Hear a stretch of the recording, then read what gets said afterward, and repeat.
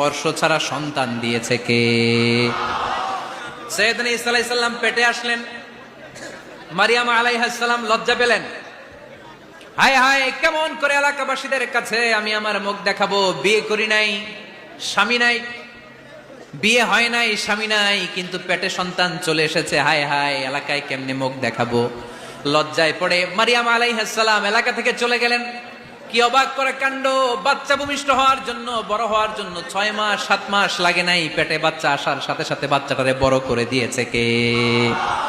সাইয়্যিদাতুনা মারিয়াম আলাইহিস সালাম এবার বসে পড়লেন, বুঝতে আরম্ভ করলেন প্রেগন্যান্সির পেইন উঠেছে।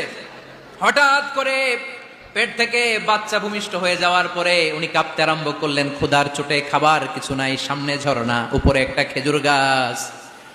সাইয়্যিদনা ঈসা আলাইহিস সালামকে কোলে নিয়ে মারিয়াম আলাইহিস সালাম মনে মনে ভাবে, হায় রে, কেউ যদি একটু খেজুর পেড়ে দিত এই ক্ষুধার